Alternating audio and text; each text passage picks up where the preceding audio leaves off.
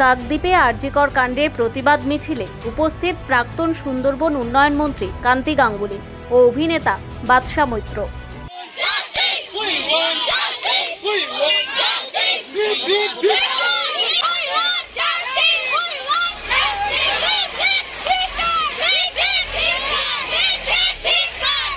RG Kar medical কলেজের ঘটনায় দক্ষিণ ২৪ পরগনার কাকদ্বীপে প্রতিবাদ মিছিলে সামিল হলেন চলচ্চিত্র অভিনেতা বাদশা মৈত্র। শুক্রবার সন্ধে ৬টা নাগাদ কাকদ্বীপের বামুনের মোড় থেকে চৌরাস্তার মোড় পর্যন্ত প্রতিবাদ মিছিল করা হয়। এই মিছিলে ডাক্তারবাবুদের পাশাপাশি সিপিএম নেতা কান্তি গাঙ্গুলিও উপস্থিত ছিলেন। প্রতিবাদ মিছিল বিভিন্ন জেলার বিভিন্ন জায়গায় হচ্ছে, সব জায়গায় যেতে পারছি না।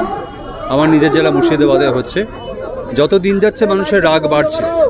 আসলে মানুষ প্রথমে ভেবেছিল যে এটা একজনের কাজ, তারপরে বোঝা গেল ওটা একজনের কাজ নয়, একাধিক জনের কাজ সম্ভবত। এখন যেটা জানা যাচ্ছে, এই জঘন্য কাজটাকে কভার আপ করার জন্য আরও নানা লোক নানাভাবে সাহায্য করেছে।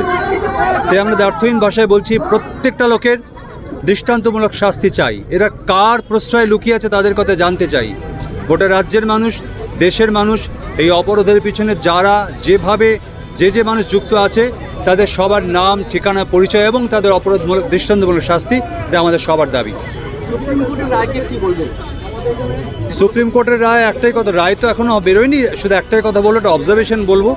মাননীয় বিচারপতি বলেছেন যে তিনি এই কেসে পুলিশের যা কাজ দেখেছেন তাতে গত ৩০ বছর তার পেশাদার জীবনে তার এই অভিজ্ঞতা হয়নি। এদিনের এই প্রতিবাদ মিছিলে চিকিৎসক, স্টুডেন্ট সহ কয়েকশো সাধারণ মানুষ পা মেলায়।